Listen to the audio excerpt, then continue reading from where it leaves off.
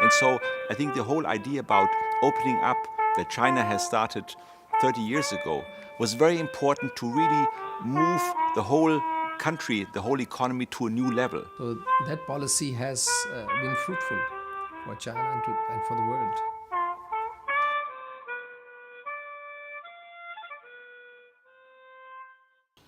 So the interaction between the global economy and the Chinese economy is an inevitable consequence of economic development being prioritized.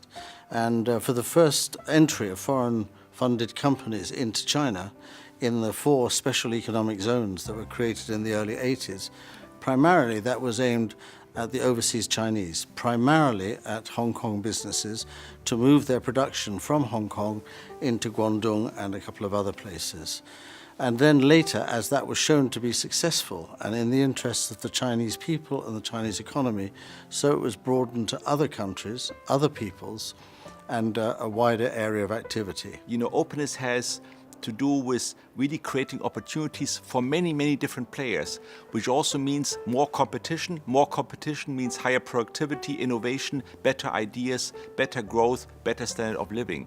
And so I think the whole idea about opening up that China has started 30 years ago was very important to really move the whole country, the whole economy to a new level. Yes, I think we have seen, many Chinese companies really engaging internationally in Asia and around the globe. And I think, again, it's very important because it means the capabilities of Chinese companies are brought to bear for the rest of the world, not just as a provider of cheap products, but also as investors, as companies who bring innovation. Well, I think the contribution of Mr. Deng Xiaoping is recognized world over. And he started the process of opening up of China. And China, since then, China has made great progress in innovation, technology, in mobilizing the people for, national development.